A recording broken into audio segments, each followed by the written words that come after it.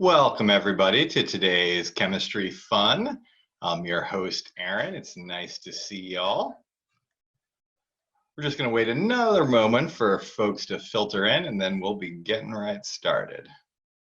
Just want to mention that there is a Q&A function down there at the bottom of the screen. So if anybody's got questions, you can just shout them out and I will try to get to them as they come in. FYI, I'm a tutor. I'm used to working with folks one-on-one and explaining them things like chemistry and calculus and physics. You're a student, you're usually used to, I don't know, learning in a classroom. Neither of us are doing those things right now, so let's cut each other some slack and kind of see how this thing goes. A note on pacing, right? I suspect maybe one of you out there I'll be going the right speed for. The rest of you, I might be going a little too fast or a little too slow. If that's the case, I'll let you know that we are recording these things and they will be posted on the PrepMatters YouTube channel. So feel free to tune in later where you can rewatch something that might have been a little too fast for you, or you can make a plan to watch those on YouTube and speed me up, I don't know, by 2 or 3 times so that I can sound like Mickey Mouse and you can learn a little bit faster.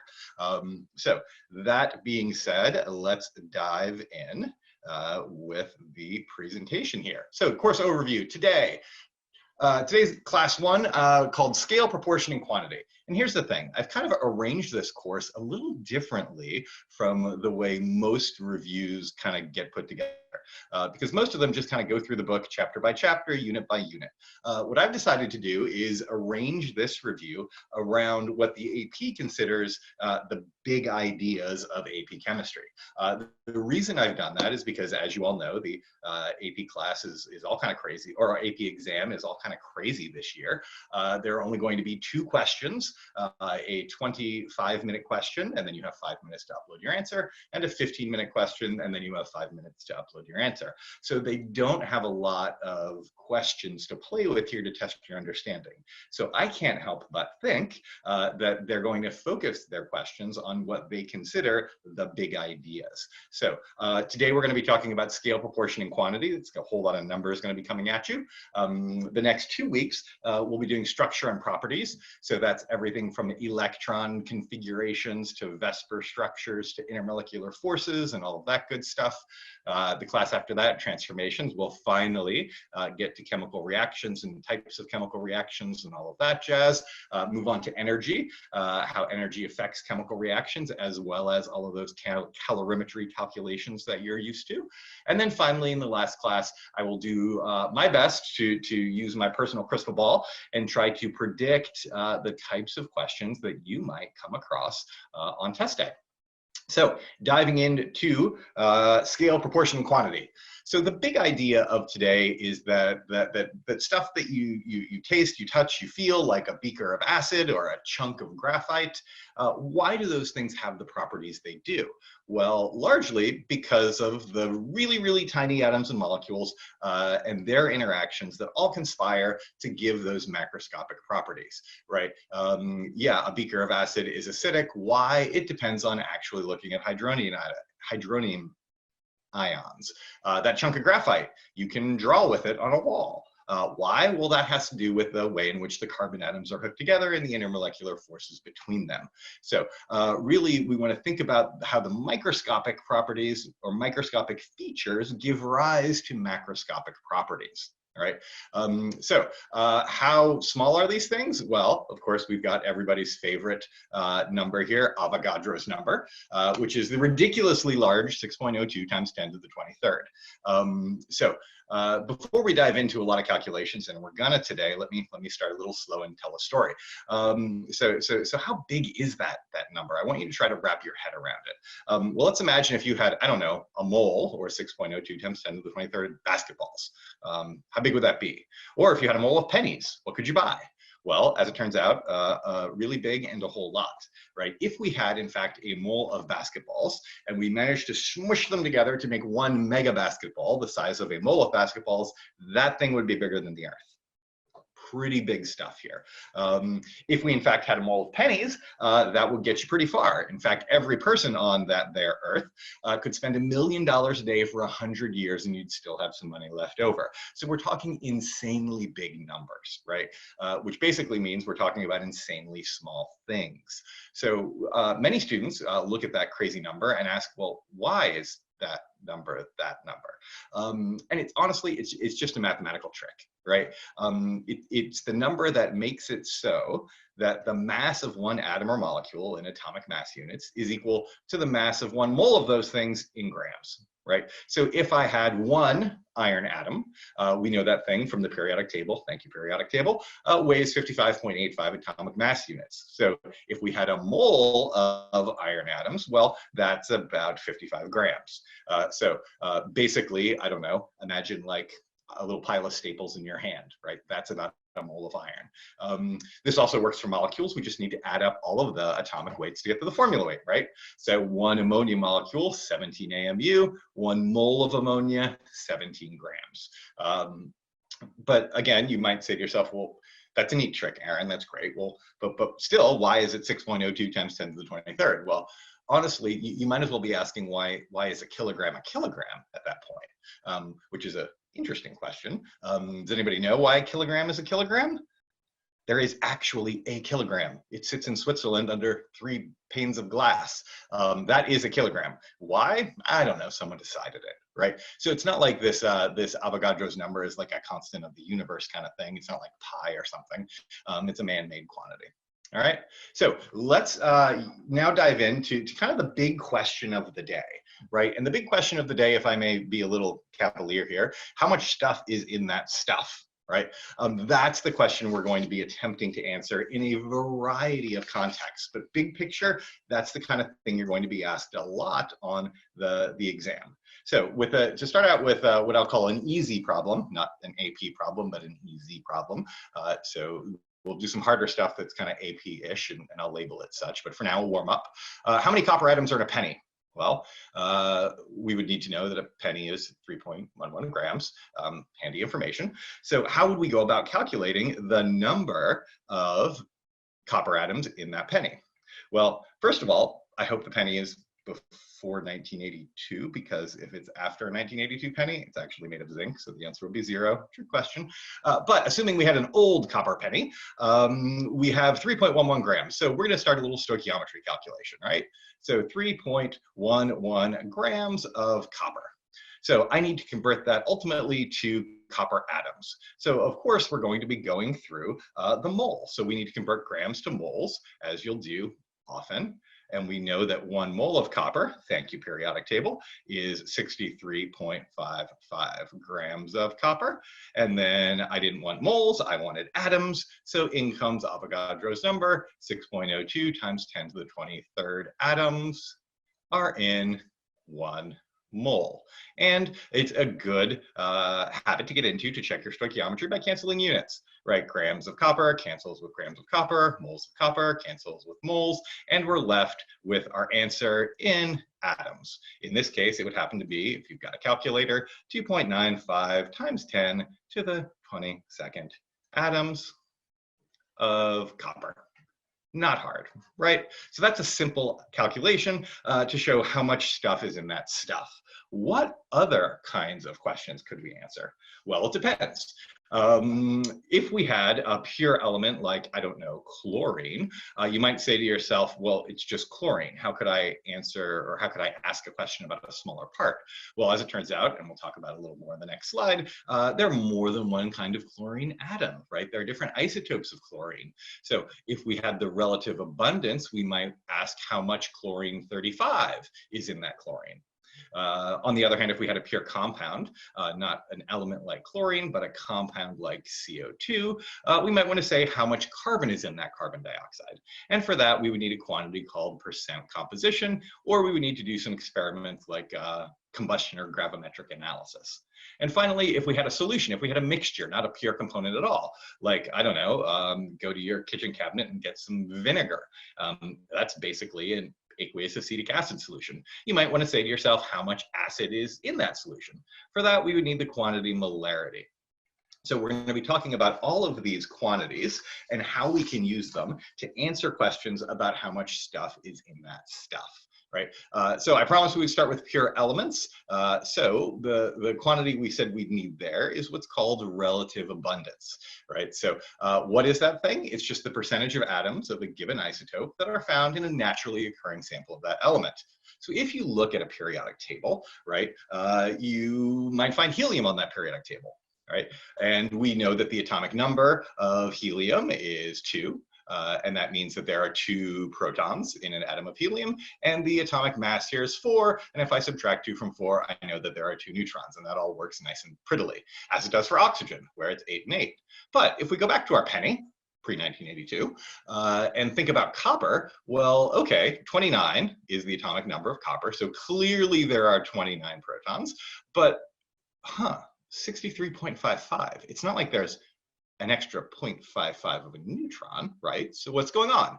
What's going on is that, well, copper comes in 2 different forms, right? There's copper 63 and copper 65, each of which have the same number of protons, but different numbers of neutrons. And if you look it up, you can determine that 69.2% of the copper in the world happens to be copper 63, and 30.8% of copper in the world happens to be copper 65. So that explains where that crazy 63.55 number comes from, right? It's just a calculation that can be done, right? The atomic mass, which in this case is 63.55, where did that come from? Well, that's just the isotope percent. So in this case, 69.2 out of 100 times the isotope mass, which in that case was 63, plus 30.8% of isotopes that are copper 65. And that's how we get to that 63.55 number. But you might ask yourself, well, how did we figure that out? Right? Well, in comes an experimental tool called mass spectrometry. So this is really cool. It's an experimental technique that actually takes, like, let's say, copper atoms and vaporizes them, right? And then it sends them through a box that has a magnetic field, which causes them to curve. But the way in which they curve depends kind of on the charge and the mass and a bunch of different things, which I would totally be psyched to talk to you about if this were an AP physics course, but sadly, chemistry. So we're just going to assume that our mass spectrometer spits out some results and a table that looks basically like this, that says, oh yeah, look, there's this percentage of copper 63, and there's that percentage of copper 65. So on the AP exam, you're not responsible for knowing how the box works, just understand the types of results that it puts out and potentially be able to draw those yourself. So that takes us to a more AP-ish problem about this sort of thing. So our problem here, assuming that chlorine has 2 stable isotopes, chlorine 35 and chlorine 37, draw the mass spectrum of chlorine. Okay, well, that's not a lot to go on, but also you should know that you'll have your handy dandy periodic table. And from your periodic table, you can remind yourself that the mass of chlorine on the periodic table is 35.45, a number that we're going to definitely need. So we want to draw the mass spectrum, which means we need some bars on our bar graph telling us the relative abundance or percentages of chlorine that are 35 and 37. I'm not sure what those are yet. So like a good student, I'm going to say, let X be the percent of chlorine 35. And let's make it as a decimal. So like 0.2 would be 20% or 0.3 would be 30%. So then how would I write the percent of chlorine 37? Well, if there are really just 2 stable isotopes, the percentages have to add to 100%. So this guy's X, this guy's 1 minus X. Awesome. Now we can use that equation that we had on the last page. That is the percentage of chlorine 35 times the mass of chlorine 35, which of course is 35, plus the same thing for chlorine 37, gets me the number that I see on my periodic table. So a little bit of quick math there, right? 35x plus 37 minus 37x. 35.45. Doing the math, we'll end up with something at the end of the day, right? Minus 2x equals what? Negative 1.55. Do the division. X is 1.55 over 2, or approximately 0.78. So that means we know that copper 35, or sorry, chlorine 35, still have the pennies on my mind, are 78% of all of the atoms, and then chlorine 37 would end up being 1 minus that, or 22%. So we could kind of draw our bar graph here, and let's, I don't know, label these. Let's call that 34, 35, 36, 37, and we know that 35 is 78%. So if I label this, I don't know, 0.2, 0.4, 0.6, 0.8, we'll definitely want to have labeled axes on our graph, and we'll draw this guy, woo, all the way up to, wow, bad stylus work. Anyway, we have a bar that's supposed to be about that high. Little funky bar in this case. And then for 37, we'll have one that's way lower, I don't know, around 0.2. So hopefully that makes sense to you all. Let's move on to another example. So percent composition. All right, so that was the last example was something that was pure, like chlorine. Let's move on to a compound, like, oh, I don't know. Here I have a bunch of compounds listed. We've got some CO2, we've got some ammonia, we've got sodium bicarbonate, and we've got something really fancy here, which actually happens to be caffeine. But anyway, there's something called the law of fixed composition, right? Which says that if I have a molecule of, oh, I don't know, let's go with carbon dioxide, that means that the carbon and oxygen are in a fixed ratio, and that ratio is true for any sample of carbon dioxide you might care about. So if we look at our next easy problem, right, we might want to know how many grams of carbon are in, I don't know, 35 grams of carbon dioxide. So in this case, we're finding what's called the mass percent. So how do we go about finding that? Well, we go about finding that by thinking about that molecule CO2. 1 carbon and 2 oxygens. So if we were to try to find the atomic mass of that, right, we just add it up, right? There's 1 carbon atom, each of those weighs 12, so a total of 12. And there are 2 oxygen atoms. Each of the oxygen atoms weighs 16, and there are 2 of them, right? So that gets me 32, or my overall mass of 44. And if we're thinking of that as a formula weight, we often see that expressed as grams per mole, right? So if we assume we had 1 mole of this carbon dioxide, well, then the total mass of that would be 44 grams.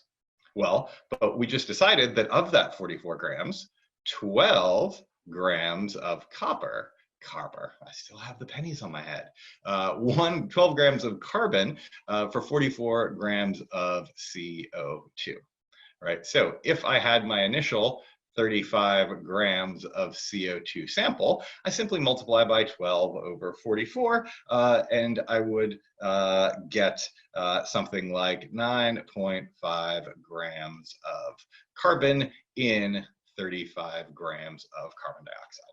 So that's a simple calculation. But again, you might ask yourself, well, how is the AP going to make that more difficult? Well, one way they can do that is to not give you a simple calculation, but give you something called combustion analysis. Right? So I know that we are not talking about reactions today, but for the purposes of some of these problems, we're going to assume that chemical reactions are a thing that happens.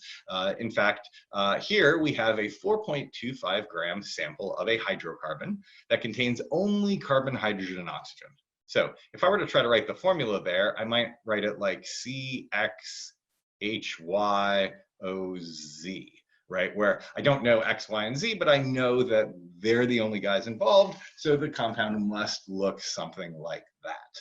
Right, so that guy's burned to yield some carbon dioxide and some water. So as we'll talk about in a couple of weeks, a combustion reaction, if I burn something, I need some oxygen, right? that should turn into, oh, sorry, people, that should, oh, where did my pen go? That should turn into, there we go, some carbon dioxide and some water. So what do we know? We know that initially there were 4.25 grams of this stuff, so I'll make a note of that. And I know that there were 9.64 grams of CO2 and 3.99 grams of water, right? And that's just something that I can actually physically measure, because again, we're going to use information about big stuff that we can touch and taste and feel, like grams of a hydrocarbon or amount of carbon dioxide or water, and we're going to try to use that to say something about that really microscopic stuff. That is, what's the formula of CXHYOZ? So how we're going to do it is we're going to realize that carbon appears in one place on the left-hand side, right there. It also appears in one place on the right-hand side, right there as CO2. So that means that all of the carbon in the original molecule must be present in the CO2.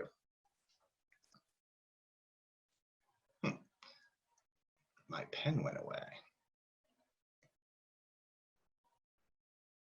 Let me try to get that back for you.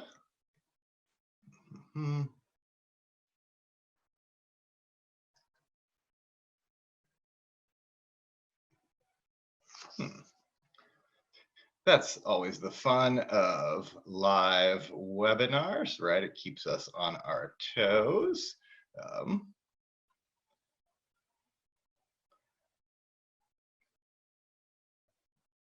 And technical difficulties proceed. Let me get that back for you.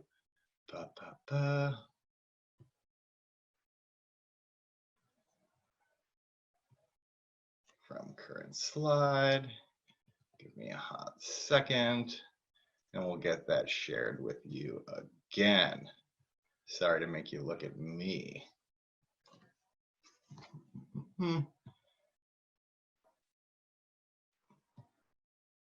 And now we are back. Excellent. And I have the use of my pen again. Yay. So all the carbon here ends up here. All right. So let's calculate then, in that 9.64 grams of CO2, how much carbon is there?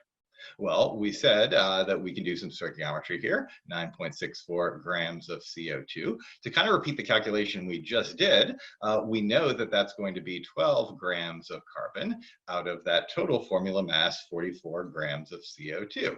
So that means that if I do that quick calculation, we're looking at 2.63 grams of carbon.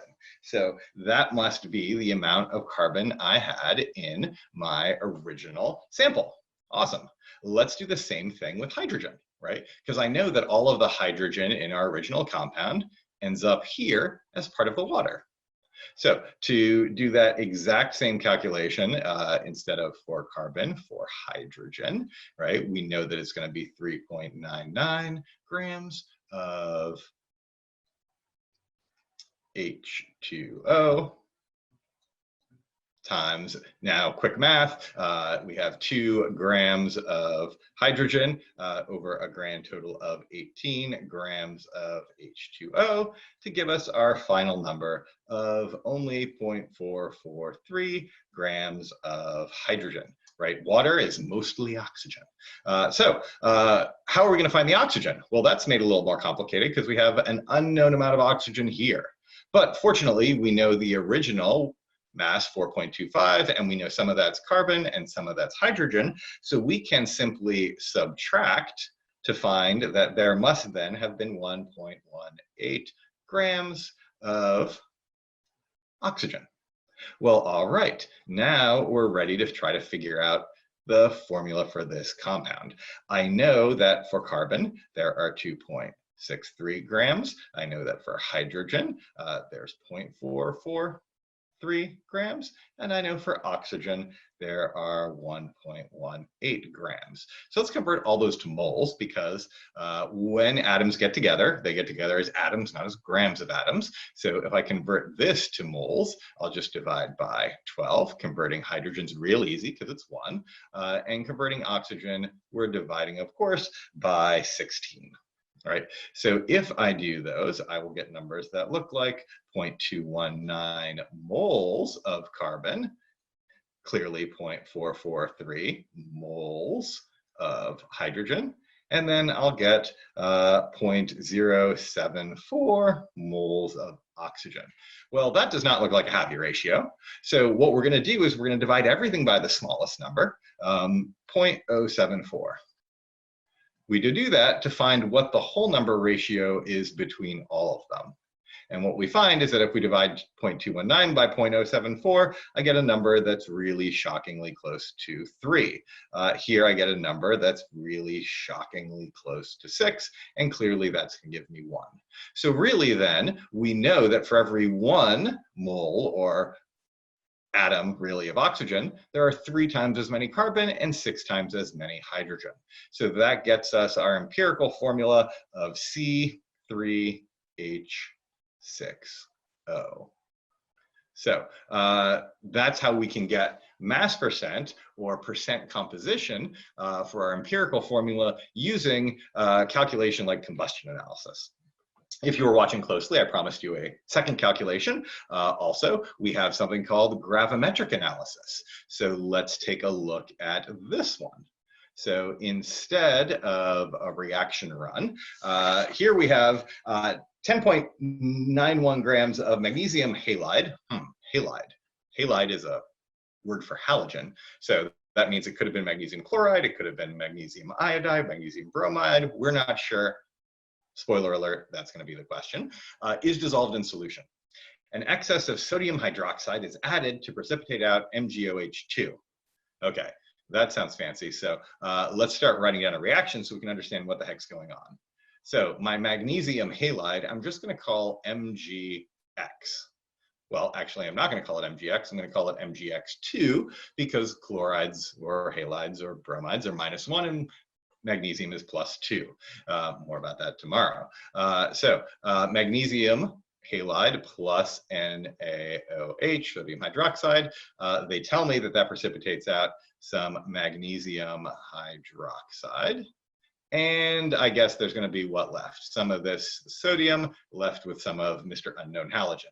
Okay, so we know that we had, let's write down some numbers to keep track of them. We know that we had 10.91 grams of this stuff. And we know that we had, after we dried it, this stuff, there's 3.46 grams. And they want to know the identity of unknown halogen. All right, how are we going to go about that? Well, as you might imagine, we're going to do some percent composition stuff. So let's figure out how much of the, that 3.46 is actually magnesium, because we know we can do that, right? In the same way, using percent mass, that 3.46 grams of MgOH2, all right, times the mass of magnesium, right, which is 24.31 grams of magnesium, thank you, periodic table, divided by the total formula weight, which I will spoil for you in the interest of time and say it's 58.31 grams of MgOH2. So if we multiply that out, we'll find that there's actually 1.44 grams of magnesium in that magnesium hydroxide, which means then there must have been 1.44 grams of magnesium in my original sample. So if you think about that, we have 1.44 grams of magnesium, right? That must mean that that's equal to the percent of magnesium in magnesium X2, whatever that is, times the total mass, which we know is 10.91. So that means that that percentage turns out to be, if I do some quick division, is 0.132. So that must be the mass percent of magnesium in Mg2. 2. Well, another percent mass calculation now with magnesium. So again, 24.31 is the grams of magnesium. But now we don't know the overall mass of MgX2 because we don't know what X is.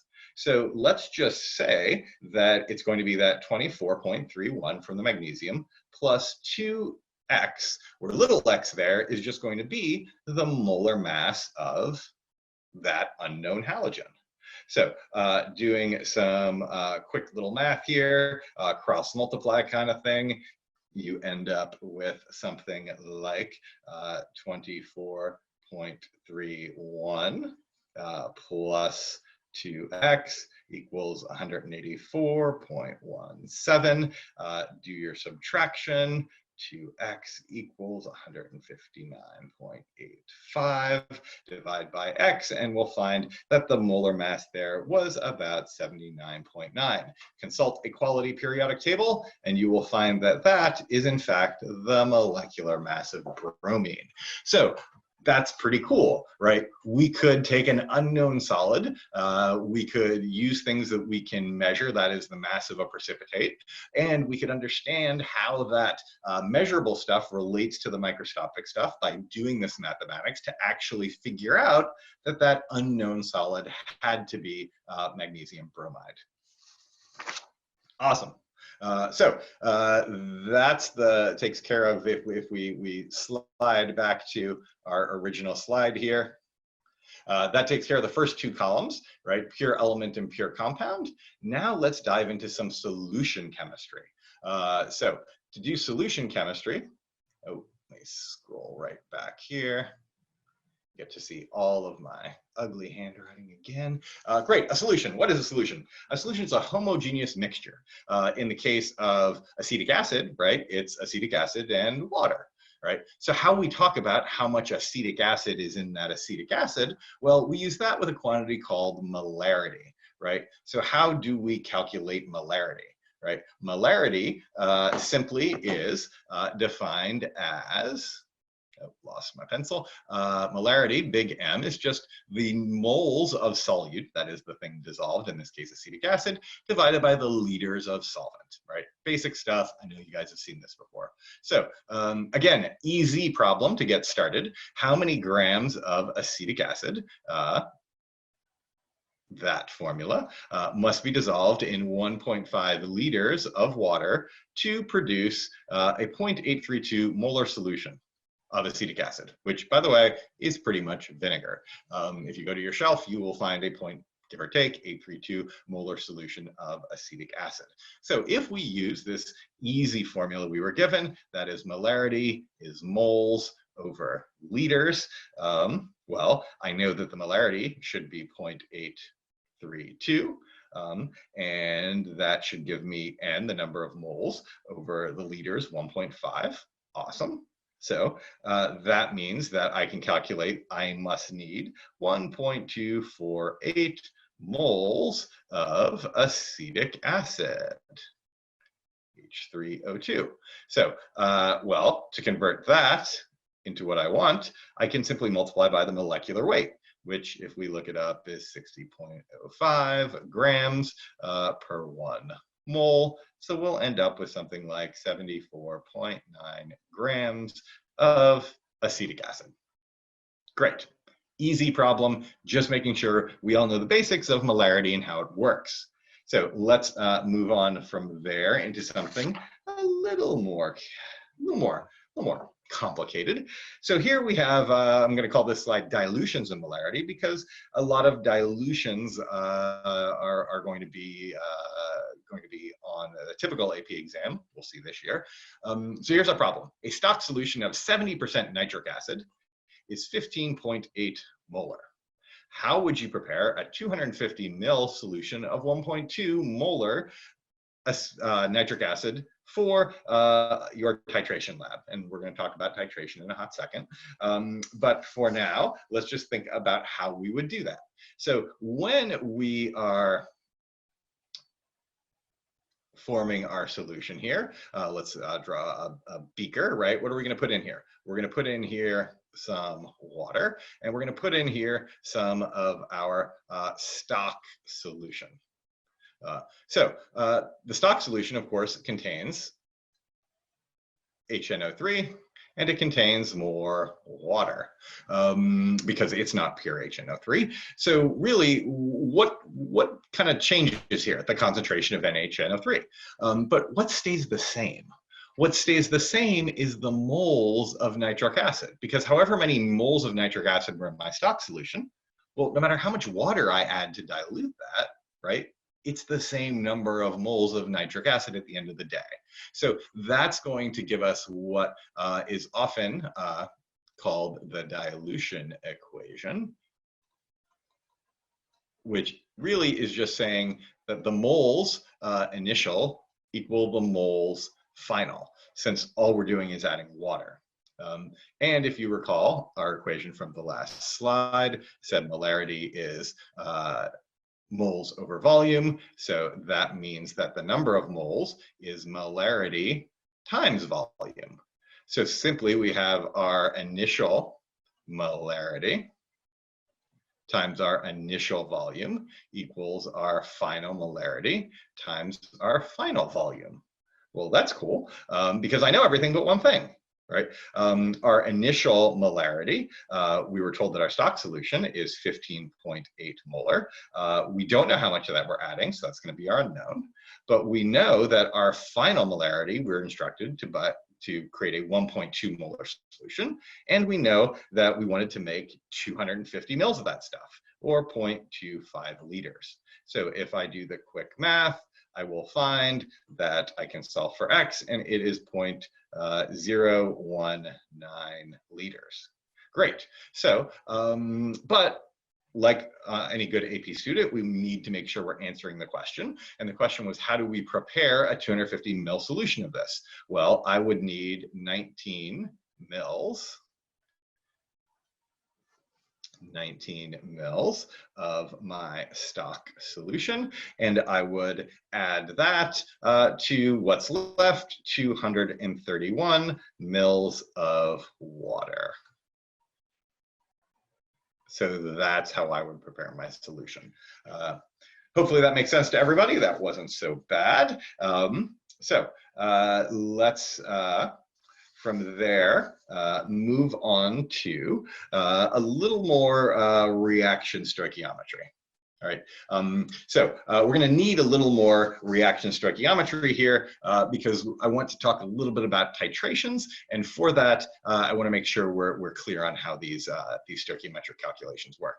By the way, stoichiometry, funny word for you, is really just the process of using conservation of mass to relate the amount of reactants to the amount of products that we get. Right? For those of you who care about these things, it's from the Greek, from stoichion and metron, meaning measure the elements. So next time you're asked that at a trivia competition, you'll know. So how many grams of nitrogen gas here in our EZ problem? Again, because we're going to start with EZ problems before we go crazy and sick AP problems on you. How many grams of nitrogen gas are required to produce 35 grams of ammonia according to this reaction? Well, great, this reaction, wonderful. However, those of you sharp-eyed out there might notice that it's not balanced. So the first thing we need to do is balance it. Here I have two atoms of nitrogen on the left side. So let's make 2 on the right side by adding a 2, but then I get 6 hydrogens here because 2 times 3 is 6. So then I need to put 6 on this side by adding a 3. Now we have a balanced chemical reaction. Now we can do some stoichiometry, right? And this should be a review for most folks, so I'm going to go through it pretty quick. We want to produce 35 grams of NH3. And we want to know how many grams of nitrogen do we need, right? So we're going to go from grams to moles, of course. So we know that we can do that using the molar mass because 1 mole of NH3 weighs 17 grams. Of NH3. So now grams go away and we're at moles of NH3. Now we can use our chemical reaction because our chemical reaction relates moles of NH3, in this case 2 moles of NH3 for every 1 mole of nitrogen. Had I asked about hydrogen, that would have been a 3 and not a 1 according to the stoichiometric coefficient. So now moles of NH3 go away and we're at moles of nitrogen. But I didn't ask for moles of nitrogen, I asked for grams of nitrogen. So our last step, of course, is to convert back to grams using the molecular weight. Moles nitrogen, and we're left now at grams of nitrogen, which is what we were asked for, so we know we can break out our calculator, do the multiplication, and find something like 14.41 grams of nitrogen. Okay, that wasn't so bad. Let's make it worse. Let's do another problem, and let's see how this one's going to be different, right? So how many grams of magnesium chloride are produced when 25 mils of 0.035 molar hydrochloric acid reacts with a 0.8 gram strip of solid magnesium according to the reaction below? So step 0, again, the very first thing we want to do is balance this. Magnesium looks cool, 1 on each side. Hydrogen, looks like we need 2 of those. Chlorine, that's handy, so we'll just throw a 2 here, and now we have a balanced reaction. So what makes this problem really different from the last is that we have 0.8 grams of magnesium, but we also have 25 mils of 0.035 molar HCl. Well, now I have the amount of both quantities. So this is going to be what they call, of course, a limiting reactant problem. Because of course, unless we nailed this perfectly, which by the way we didn't, one of these reactants is probably going to get used up first and one's going to be left over, right? That guy that gets used up first is called the limiting reactant, and it will determine how much product can actually be made. So, limiting reactant problems are not that hard. They're kind of, I don't know, they're like stoichiometry on sale, right? Because it's buy one, get one free, right? We have to do 2 problems instead of 1. We have to first assume that the magnesium is going to be all used up, and then we'll figure out how much magnesium chloride you could have gotten from that. So if we do that, again, running the stoichiometry pretty quick because this should be review, right? 0.8 grams of magnesium times 1 mole of magnesium divided by the molecular weight, 24.31. Thank you, periodic table. Right. Now we need our molar ratio because I want to go from moles of magnesium to moles of MgCl2. That's easy. It's just 1 to 1, but I'm going to be a good chemistry student, and even though it's 1 to 1, I'm going to still write it.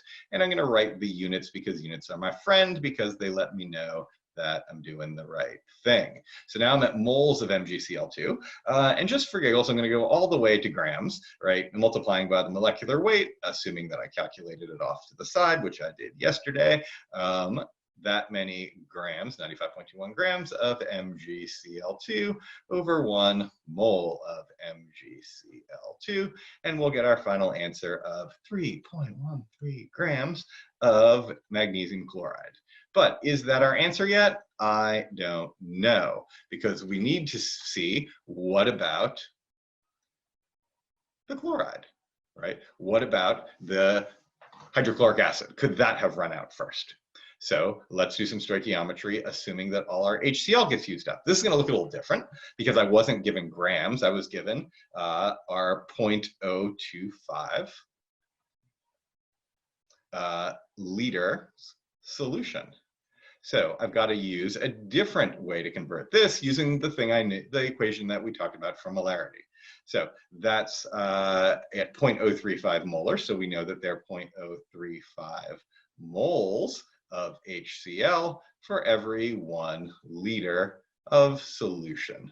So then our liters of solution go away, and now we're at moles of HCl, which means we're right on track to use our mole ratio, 1 mole MgCl2. In this case, we do need to notice that there is a stoichiometric coefficient there for every 2 moles of HCl, says our balanced equation. Moles of HCl are done, and now we're at moles of Mg2, so we multiply by that same 95.21 grams over 1 mole to get our answer here, which is the much smaller 0.041 grams of MgCl2. Well, that's way smaller than 3.11 grams. So I don't have enough HCl to produce all of that. So this will be our answer. Right. So these problems aren't necessarily difficult, but they are a little, I don't know, a little tedious. There's a lot of math there. So the reason I wanted to talk about reactions is because I wanted to talk about titration. Right. So titration very often in AP Chem is about acids and bases. Right. But as those of you who have been paying close attention know from the AP website, acids and bases in all their glory are not going to be part of the AP exam this year. I'll pause for you all to cry about that, but not very long. That being said, there are other titrations that do happen. So what is a titration, right? It's an analytical chemistry technique to try to decide or try to discover the concentration of some species in an unknown solution. Right, so here I've shown a little example titration apparatus here where we've got this thing which is called a burette, and in that we have what we call our titrant, which we are dropping into our what we call analyte, which is our solution of unknown concentration. Then a reaction is going to happen when the amount or number of moles of titrant that were added equals the number of moles of analyte that we have. We'll notice, for reasons that we won't talk about quite yet, that this thing changes color. And that's how you know that, oh, hey, I can stop my titration. Why? Because the stuff in the beaker changed colors. So that means that the number of moles of this thing here must equal the number of moles of that thing there. Right, and that end point where you see that color typically is what's called the end point of that titration, or also called the equivalence point. Right, so this is another experimental technique that we want to understand how to run the calculations, so we can determine, of course, the answer to our question of the day: how much stuff is in that stuff. Right, let's do 2 quick examples of titration, and then we shall call it a day, my friends. This first one, hydrofluoric acid reacts with potassium hydroxide to form water and potassium fluoride. Okay, that's a mouthful, but I'm a good chemistry student, and I know I will start by translating that into a chemical equation. Hydrofluoric acid, HF, reacts with potassium hydroxide, KOH, to form water, H2O, and potassium fluoride, KF. Oh, looky, this one's already balanced. Thank you, Aaron. You'll also notice that very handily, the HF and KF here are in a 1-to-1 ratio. That's cool. So how many mils of a 0.25 molar HF solution must be added to 1.3 molar KOH to reach the equivalence point? So really, since everything here is in a 1-to-1 ratio, really, in order to equal each other out, the moles of this stuff and the moles of this stuff must be the same, right? So we're going to get to something that looked very much like our dilution equation, right? That is the moles of HF better equal the moles of KOH. If that's true, then we'll reach our equivalence point, which we said was where these two guys are in a 1-to-1 ratio. All right, so if you remember from our dilution slide page, moles equals the molarity of HF times the volume of HF, and that must be equal to the molarity of KOH times the volume of KOH. And we're all set because we know most of those things. What's the molarity of our HF solution? Well, that was 0.25. What's the volume of our HF solution? Well, that was the question. But we also know that we have 1.3 molar KOH, and we have 0.075 liters. So again, if we just do the quick math, we'll find that X is 1.3 times 0.075 divided by 0.25, which gets me my answer of 0.39 liters. So that means the answer to that question is that 390 milliliters of HF solution need to be added. Great. So that was our easy problem. Let's make it a little fancier for our last problem of the day, which is probably the most confusing sounding problem of the day. So let's take a hot second and read it. Hematite, an iron ore, is to be examined for its iron content. A 0.813 gram sample is powdered, reduced, and mixed with an excess of HCl to produce an iron 2 chloride solution that is subsequently titrated with potassium permanganate according to the reaction. Complicated reaction, but balanced. If 13.4 mils of a 0.15 molar potassium permanganate solution is required to reach the endpoint of the titration, determine the mass percentage of iron in the hematite. Wow, where to start? And by the way, friends, this is why the AP Chem test can be hard, right? Because they're really good at writing incredibly detailed problems that just seem to overwhelm you with information, right? So what we really want to be able to do is not be intimidated by all this detail, but really say, okay, they don't expect me to be an analytical chemist yet. There must be some easy and reasonable way to go about answering this question. Because as it turns out here, for all the fanciness, this question is really just a little bit of stoichiometry. So what have we got? Well, I don't know, they only really gave me one set of numbers to start with for our titration, and that is this 13.4 mil solution of potassium permanganate. And I know that my permanganate ion here is seemingly reacting with my iron. Okay, so if I know how much permanganate I had, that should allow me to do some stoichiometry and tell how much iron that we had. Well, that's not too bad. So let's just run that stoichiometry calculation. What did we start with? We started with 0.0134 liters, pardon my quick conversion from mils to liters, of our solution. And now we want to turn that to moles. So we saw that a few slides ago. We're going to multiply by 0.15 molar. Oh, got ahead of myself. 15 moles per 1 liter of solution. And that would, of course, be moles of KMNO4. All right. Now I'm at moles of potassium permanganate. So enter my balanced reaction. And I know that the ratio there, we can see from the circled quantities, we know that I'm going to have 5 moles of Fe2 plus for every 1 mole of KMNO4. Great.